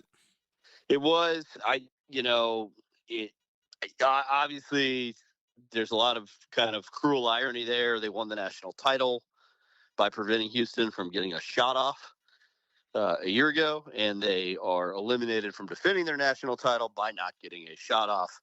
And what I think will be maddening to Florida fans is, and should be, is not so much that they didn't get the shot off, but that unlike Houston, Florida's play actually worked. And Xavier Lee took a terrible angle to the basket. If he cuts inside towards the middle, he has a very easy layup. And even the way he did drive, which was the poor angle because he went wide, Forgaris was late with his help. So all Xavier Lee has to do is get the ball up on the rim. And Houck and Condon were both in position for a tip in. So I think, that's the other thing. Like, if you get the ball up on the rim, anything can happen because it's up there. I have no idea why he would pass. Even if he made a perfect pass to Houck, the buzzer would have gone off, I think. Yeah, it was just unbelievable. To lose a game in that fashion on a defensive bust like that and then to not get a shot off is really a terrible way to go into the offseason. But nevertheless, that's where we are. And look, there's going to be some changes on this Gator team. First and foremost, let me throw something out there that I've heard that I didn't realize. I don't think it's going to happen. We'll obviously talk about Houck, Condon, and Chinulu in a moment. Is Han-Lockton going to do something with the NCAA to try to get that year back from last season? He is. They're going through the process already to see if the NCAA will grant him an additional year of eligibility. His case is, very solid. I mean, essentially, it's just a handful of games that he played over the medical waiver limit. And the reason, of course, he did it was to contribute to a team that had a chance to win a national championship. The NCAA has certainly given waivers for much less before. So I think, if the NCAA does the right thing, he'll be back for another year. But, if the NCAA does the right thing, has started a lot of sentences, my friend. And we often know how that ends.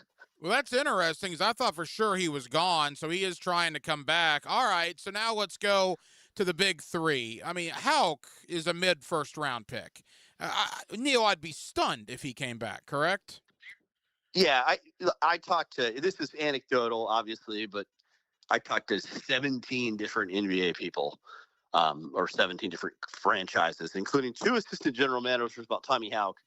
It was 16-1 for lottery pick. Now, the last one I spoke to was about a week ago.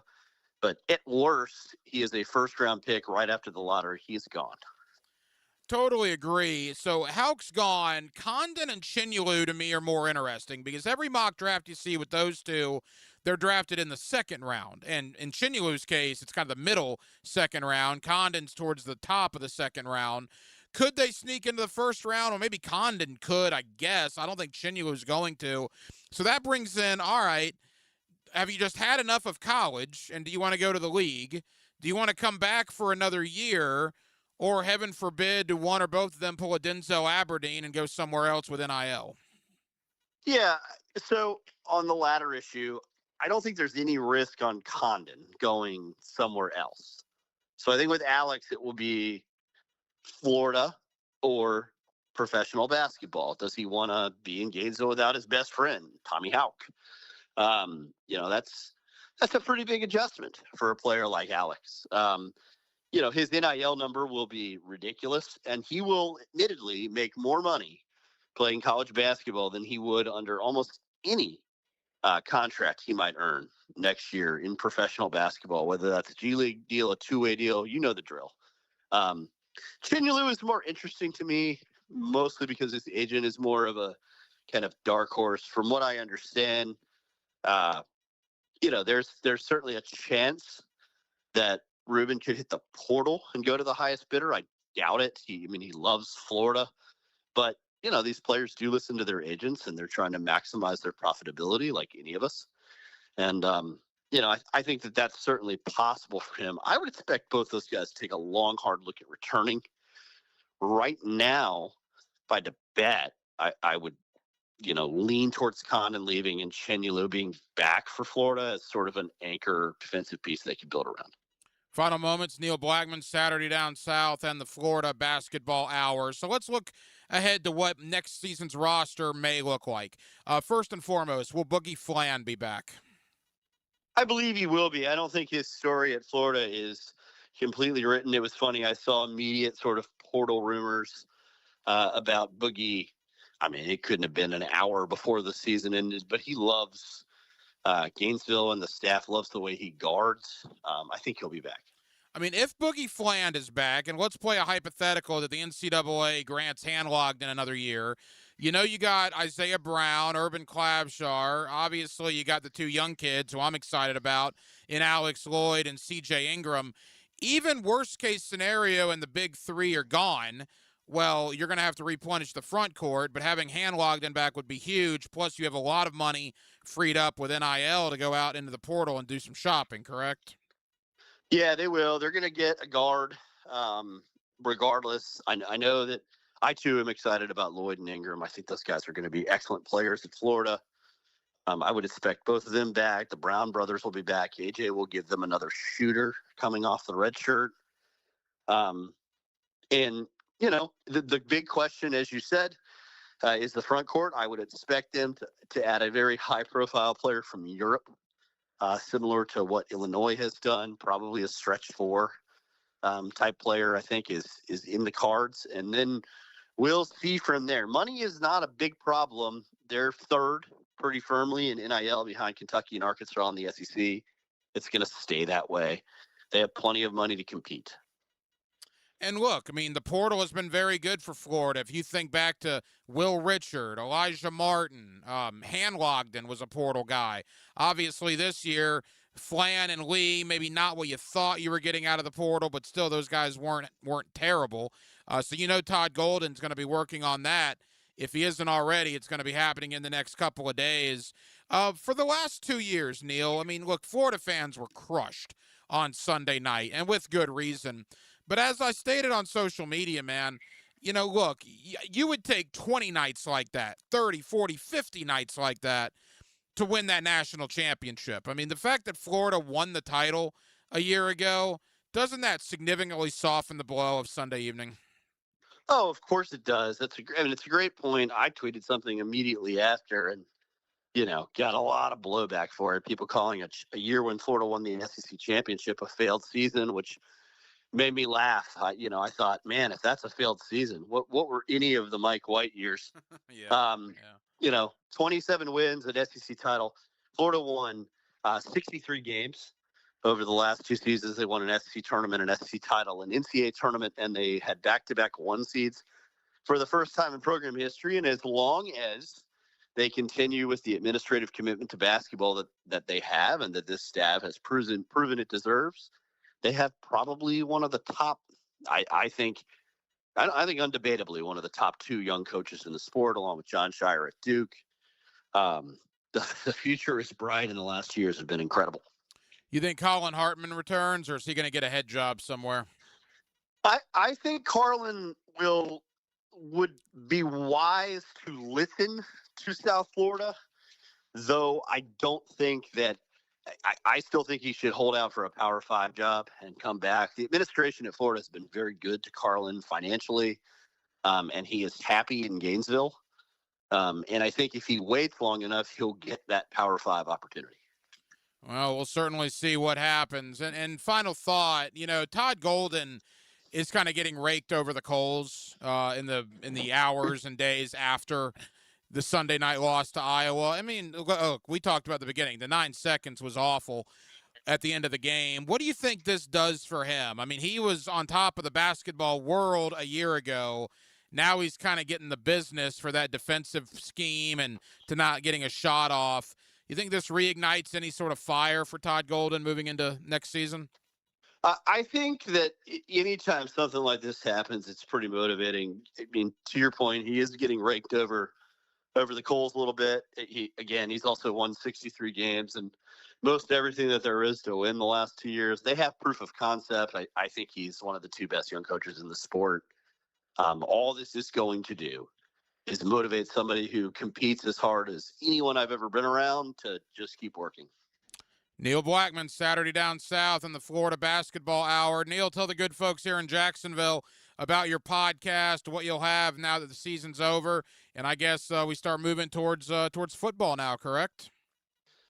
Yeah, we will over at Florida Basketball Hour. You know, we'll postmortem this a little bit longer, kind of postmortem the season, and then we'll look at roster building for next year and beyond. Obviously, there's the Golden North Carolina rumors. I don't think that there's much to them beyond noise, but we'll talk about all that if we have to. Plenty over there.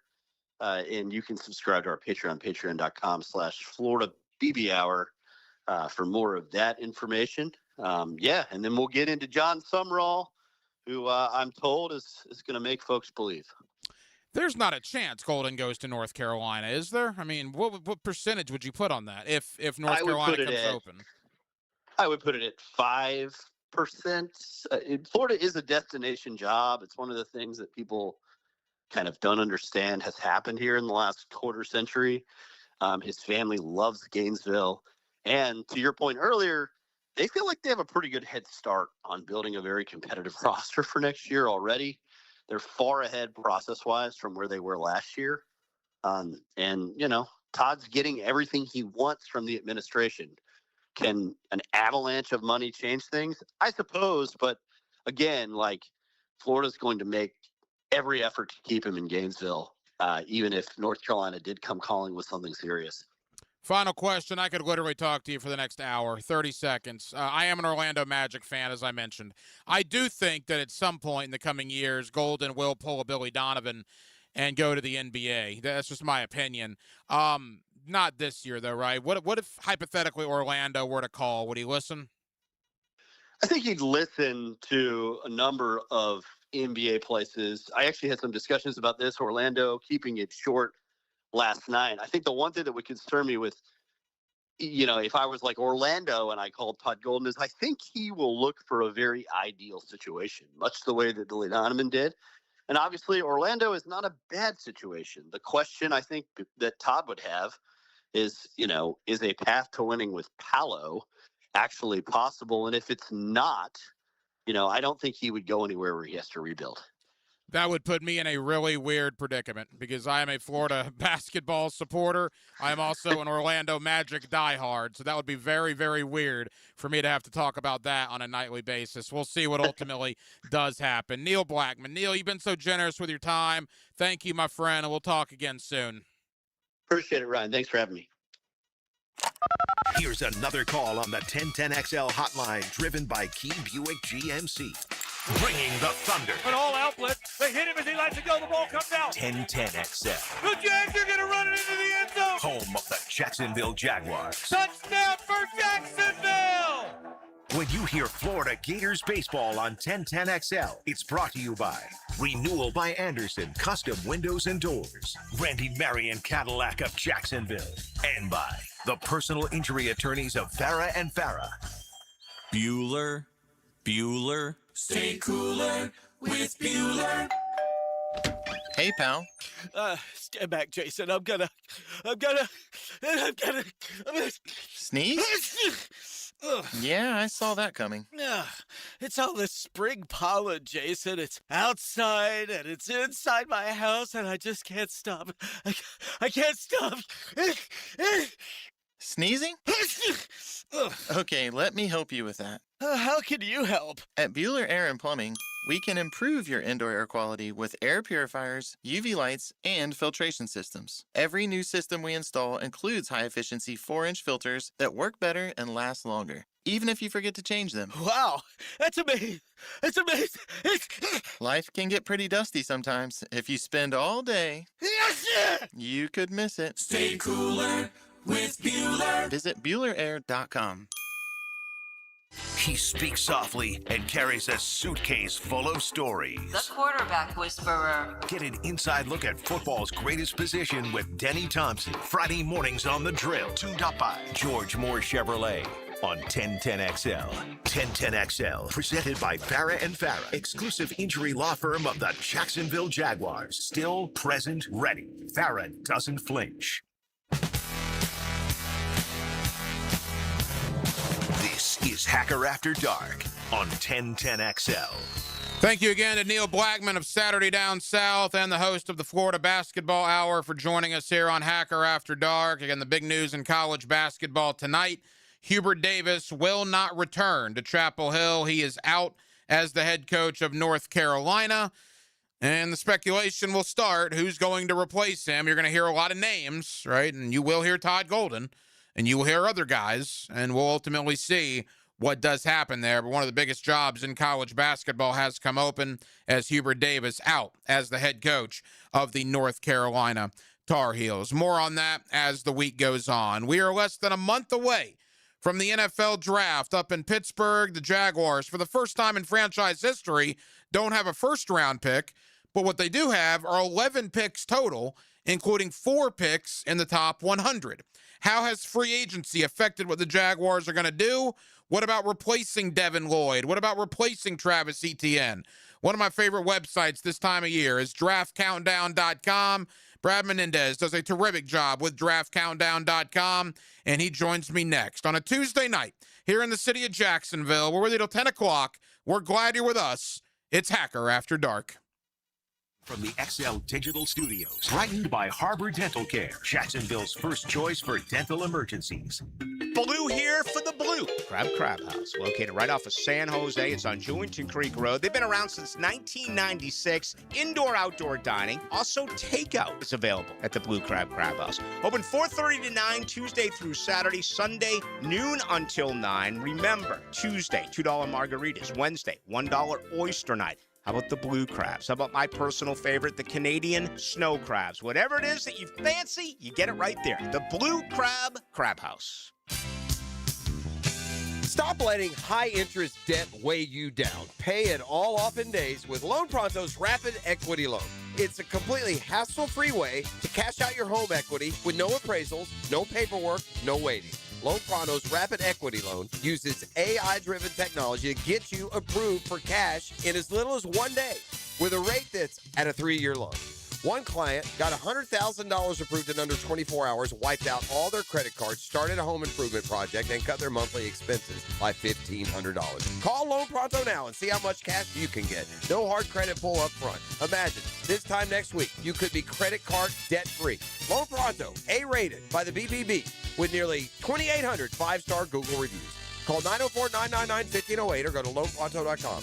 That's 999-1508 or loanpronto.com. Equal housing lender, NMLS 1661781 on approved credit, NMLSconsumeraccess.org. The best value for golf in Jacksonville remains Cimarron, totally reestablished with new tee boxes, improved fairways and greens, also a brand new restaurant with indoor and outdoor settings, and live music. Join the Wild One loyalty program online at Cimarron Golf. When's the last time you played Cimarron? Cimarron Golf Club on 210, the Wild One. 1010XL, presented by Farah and Farah, exclusive injury law firm of the Jacksonville Jaguars. When it's game time, Farah doesn't flinch. Now, the Monahan's golden moment. Monahan Jewelers in Atlantic Beach, your local family jewelers. Back here on 1010XL and 92.5 FM in the city of Jacksonville, your home for the Jacksonville Jaguars, and we are glad you are with us. Obviously, free agency, the fallout here in Jacksonville, the departures of Travis Etienne and Devin Lloyd. What will that mean for the Jaguars when it comes to the draft, which is now less than a month away, if you can believe that? April 23rd, 24th, and 25th up in Pittsburgh. The Jaguars currently sit with 11 draft picks overall, including 4 in the top 100. Let's talk about the Jaguars draft. Let's talk about the draft class as a whole with Brad Menendez of draftcountdown.com. Of course, draftcountdown.com is a website I've used for many, many years, and Brad's always kind enough to join us here on 1010XL. Brad, how you doing, man? I'm great, Ryan. I'm just excited that you thought of me and that we're here talking Jaguars football. I think your team's in a great spot, so I'm excited to be talking with you, and they're going to be very active on draft night with all those picks. Yeah, well, the crazy thing is they don't have a first-rounder, obviously, because of the Travis Hunter trade last year, but what they do have is 5 picks in the top 124. And, Brad, what I've been told, and I'm curious your thoughts, is this draft class – that may not be a bad position to be in because it's not so much, that there's not a lot of talent, but there's probably only 15 to 18 guys with first-round grades, and the real talent of this draft may indeed come from night number 2. You are 100% accurate. If you listen to anybody out there, I haven't heard anyone say more than 20 first-round graded players. And I think what you did last year to go up and get your guy when you wanted Travis Hunter, I think that made a lot of sense for this team. You know, they are young in a lot of places. They had a strong core. They've got a great coaching staff that's doing a good job developing. I mean, this draft really sets up well for Jacksonville to target developmental pieces, to bring in some guys that have some upside, some really exciting tools that they can develop that could take the place of, especially your defensive line and your linebacking room. You know, Foyesade, I always mess his name up, Olukun, getting a little older, but he can give you some really good reps for another year or two while you develop your linebacker. You know, you got Bashal Tutin last year to help fill in that void when Etienne inevitably was gone. But then they doubled down and got Allen. So it's a really strong class to find some depth guys that can develop over the next year or two to become starters for you. I love it for Jacksonville. They're going to be able to move around a lot and make a lot of things happen. Brad Menendez, draftcountdown.com with us here on 1010XL in Jacksonville.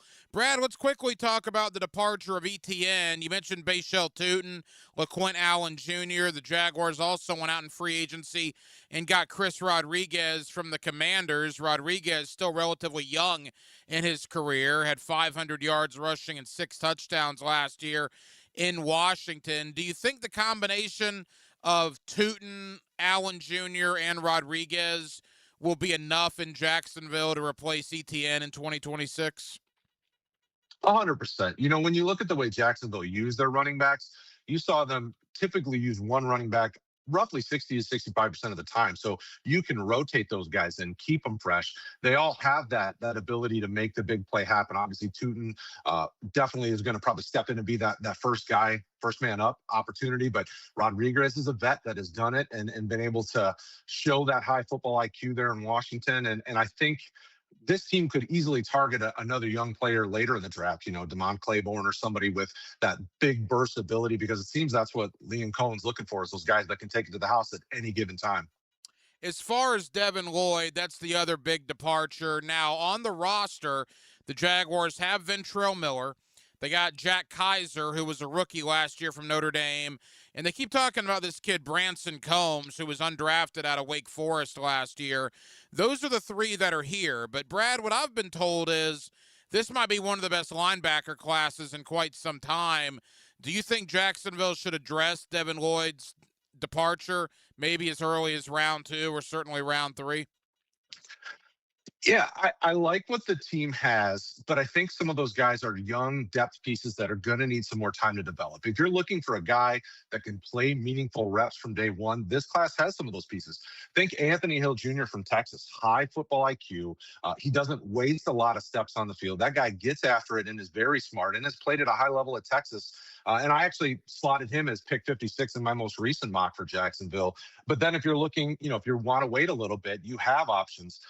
That, you know, like Jacob Rodriguez, who's been a draft darling. I mean, you have guys that are fast, like Devin Lloyd, that have the high football IQ, like Devin Lloyd has, and are sure tacklers. I mean, if you're looking for that, you know, Kyle Lewis, if you want to wait a little bit later, maybe go late 3rd, early 4th, there's probably 4 to 6 guys that you could target and fill that Devin Lloyd role from day one. You know, Anthony Hill is a guy that we hear a lot about. You mentioned him, and Jacob Rodriguez. Those are almost always the 2 linebackers that are linked to Jacksonville. Is that an Anthony Campanile thing? Is that a scheme fit? Why are those 2, regardless of really who you talk to, the 2 guys that everybody mentions when it comes to the Jaguars? For me, I'm looking at who are the best linebackers that can fill what they did with Devin Lloyd, just because that's, you know, we know that's who left. So when you're looking for that high athletic player that is smart, that has shown it, that has played meaningful reps at a big time program, that's kind of where I go to. So for me personally, that's why I look at Anthony Hill. I think he fits the scheme pretty well as well. I think him and Rodriguez both can fit that. But this team, the nice thing is that this is year 2 of this regime. So we're still seeing what they want to do. They're still bringing in their players. So I think you could see them go a little different direction if they wanted to, but these names just make too much sense not to target, especially because linebackers always slide a little bit down. You don't often see the Lions, Jack Campbell type moves from other teams going 1st round linebacker anymore. Couple of more for Brad Menendez, draftcountdown.com, talking NFL draft with us on 1010XL. Brad, interior defensive line certainly appears to be an issue as well for Jacksonville. And there's two local guys. Now, Caleb Banks, I don't think is going to be there at 56, but he does have a foot injury, and that I believe is the third foot injury in a relatively young career. I wonder if that will scare people off enough to where if Banks gets to the 45, 50 range, if Gladstone might be on the phone at that point. And then Darrell Jackson from Florida State is another monstrous defensive tackle. What's a quick thought from you on both Jackson and Banks? Yeah, Banks showed early on that he's got that ability, that burst to really wreak havoc in the backfield. I think, you heard the GM talk about they put themselves in a position this year to be able to do whatever they wanted. So it wouldn't surprise me if they traded up a few if, like you said, Banks slipped. Banks is absolutely a monster. Jackson is one that I think if you waited for, into the 100s and back, I think he's a guy that you could get there because you're hearing a lot of people. It feels like people are 50-50 on him. I think he's got the athletic ability. He's just got to find the right spot. And if you're looking for an heir apparent to Eric Armstead, those two would be really nice options. I think Jackson fits that more than Banks because Banks is a much bigger player, but I like them both for you if you could get them. When it comes to the secondary, Brad, what's interesting is, you lose Dewey Wingard in free agency. You lose Greg Newsome. They do re-sign Monteric Brown. But there's two guys from last year, obviously Travis Hunter, and then Caleb Ransall we never even saw. He got hurt in the preseason. Hunter being what appears to be a primary DB to join Jarian Jones, Monteric Brown, and Jordan Lewis.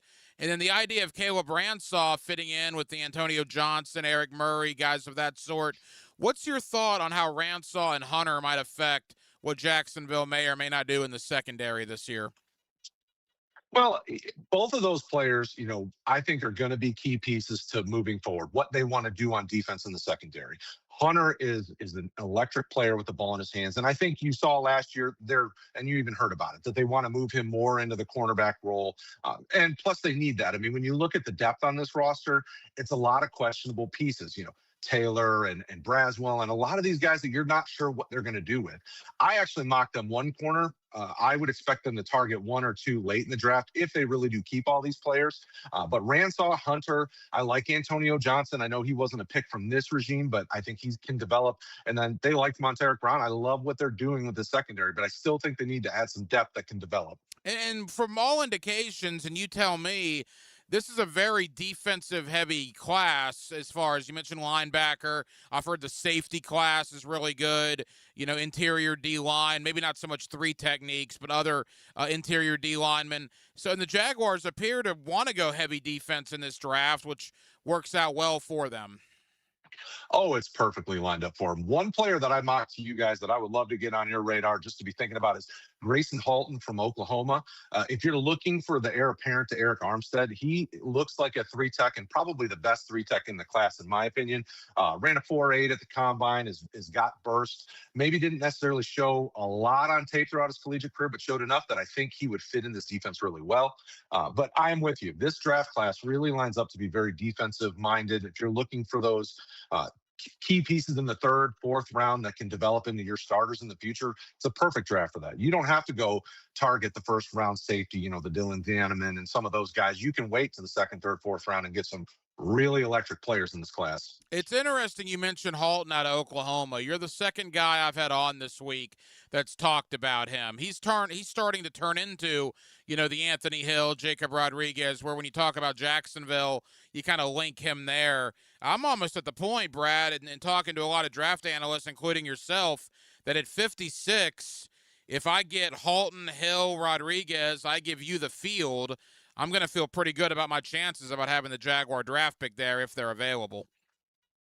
Yeah, I mean, that is right now my most recent mock that I did today. I have Hill and then Halton as your first two at 56 and 81 if they don't move around. But with this team having so many picks, I expect them to be active on night two. I think you're absolutely right. Getting these athletic guys that can develop into your starters, because this team is set up really well. You don't necessarily need a guy to step in and play, all the reps from day one because you have Eric Armstead, Devon Hamilton, and some of those guys in the interior. But this class has a lot of really nice pieces that can be your guys of the future. And just, think you got Mason Smith back there that can potentially develop as well. So this draft class lines up for you guys really well, and this team is in a good spot too. Brad, as we begin to wrap up, as far as the edge position, obviously Trayvon Walker, Hines Allen are the two starters. I know they like the young guys in B.J. Green and Danny Strigal, two undrafted guys that made the team last year. They did bring back Dennis Gardeck, the veteran, but a lot of guys are going to move on. It appears Emmanuel Ogba, Dewan Smoot, among them are no longer going to be here. Is there an edge guy or two that you might like in the middle rounds for a team like Jacksonville?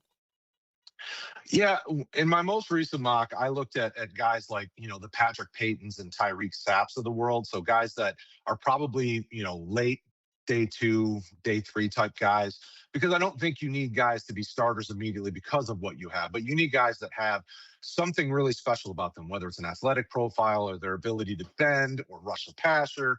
You have something special about these guys. And I think those are two players that I think would work well for Jacksonville. I think Patrick Payton has had such an up and down collegiate career that people are really letting him slide, but he's extremely explosive. And the same goes with Tyreek Sapp down there in Florida.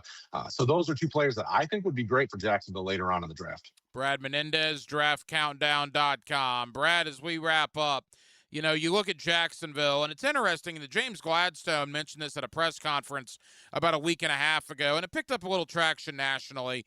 The idea of compensatory picks, right? Losing Devin Lloyd, losing Travis Etienne, even Greg Newsome, but they got the comp picks, and Gladstone is really excited about that. He learned from Les Snead in L.A. I mean, a team like the Rams have been living off of comp picks for a while. And the fact that Jacksonville does have 21 picks between this year and next year is pretty good on paper. What's your whole thought on the getting of compensatory picks? Because we've never really had that here in Jacksonville with any other GM. Yeah, I think it's a great way, especially because you hear a lot of GMs talk about the core is building through the draft. So you want to give yourselves a lot of chips. You always hear poker references in terms of getting all that draft capital so you can move around. And I think it's a good thing for Jacksonville because they've got solid starters across the board. You've got some really high-level players in some places, and then you need to get depth that you can continue to develop. It's like building your farm system in baseball, right? So having all those picks, I think, is huge for them because then that gives them the ability to not be forced to focus on need, but be able to go target the guys that they love in the class. And, of course, with all those picks means maybe some trades, as we saw last year, a 4th and a 6th to Las Vegas for Jacoby Myers. That worked out pretty well. A 6th for Tim Patrick. That worked out pretty well. So it wouldn't surprise me if Gladstone uses some of that draft capital, as you say, to bring in some veterans via trade. Brad Menendez. Brad, tell the good folks here in Jacksonville about a website I've gone to for years, man, this time of year, draftcountdown.com. What they can expect when they head on over to the website, and about where they can find you on social media. Well, first, thank you so much for having me, Ryan. You guys are awesome, and I appreciate the time. DraftCountdown.com is going to have mock drafts. It's going to have a player analysis. It's going to give you a little bit of everything and get you ready for April and draft time. Thank you so much for checking us out and checking me out. It's the Brad Menendez over on Twitter, and thanks again. Brad Menendez, draftcountdown.com. Brad, I know you're busy, man. Thank you for the time. We'll talk again soon, pal. My pleasure, Ryan. You take care. Be safe out there. And thank you to Brad Menendez of draftcountdown.com for joining us tonight here on Hacker After Dark as we sit inside of a month now away from the NFL draft. It's going to get here quick, April 23rd, 24th, and 25th up in Pittsburgh. The Jaguars, first time in their history, interestingly enough, do not have a first-round pick. What they do have are 11 picks, though, overall, including 4 selections in the top 100, picks 56, 81, 88, and 100. So certainly they should find at least 4 really good players that should be contributors on this team in 2026. As we talked about with Brad, look, linebacker, interior defensive line, certainly, potentially edge. I think it's going to be a very heavy defensive draft class for Jacksonville. I'd say of the 11 picks that they have, I'd go 7 on defense would be my over-under. We'll ultimately see what happens, but I do expect a lot of defensive names to be called for the Jacksonville Jaguars. So we certainly spent some time on that. Spent some time on the NFL offseason as a whole, looking at what the Jaguars did, looking around the AFC South as well as how a lot of dust is settled with free agency now kind of going into phase number 2 as we are over 2 weeks in to the free agency period. And we certainly spent some time on the Florida loss as well, the continued fallout of the shocking defeat to Iowa, kind of what it means big picture for the last 2 years of Gator Hoops and what it means moving forward as they start looking towards next college basketball season. Well, that will just about do it, man. Very, very busy Tuesday night edition of Hacker After Dark. We certainly appreciate you guys hanging out with us here on 1010XL and on 92.5 FM, and we have a ton of people to thank. Again, Brad Menendez, one of my favorite websites, draftcountdown.com. Certainly appreciate Brad's time tonight. Thank you to Neil Blackman, SaturdayDownSouth.com. He's also the host of the Florida Basketball Hour. I thought Neil had a lot of really good information on not only the play that ultimately cost Florida their season on Sunday night, but some interesting information moving forward in regards to Thomas Houck, in regards to Alex Condon, in regards to Ruben Chinyalu. As I've said now for a couple of days, Houck is a projected middle first-round guy. I don't know how you don't go pro if you're a projected middle first-round guy in the NBA draft. I do think Condon and Chinyalu are a little more complicated because they're projected second round. And in today's day and age in NIL, you could probably make more in college with NIL than you could as a second-round draft pick in the NBA. The question is, are they tired of school? If Houck leaves, does Condon want to be in Gainesville without his buddy? And if Condon and Houck leave, if you're Chinyalu, do you come back to what appears on the surface to be a rebuild, or do you maybe pull a Denzel Aberdeen and go to the highest bidder in college? All questions that will ultimately be answered in the coming weeks and or months. But we appreciate Neil Blackman for joining us tonight. Likewise, Matt Verderam of Sports Illustrated, as we looked at the Jaguar offseason and looked around the rest of the AFC South. Now, we will be back tomorrow night on a Wednesday, and we will do it all over again beginning at 8 o'clock. Aaron Williams was your producer tonight. Aaron, great job as always. I'm the hacker, Ryan Green. And again, Jacksonville, thank you for spending part of your Tuesday evening with us right here on Hacker After Dark, on 1010XL, and on 92.5 FM. So for all of us here on HAD, have a terrific remainder of your Tuesday evening, and we will talk to you again tomorrow night on a Wednesday beginning at 8 o'clock. Until then, good night, Jacksonville. Jeff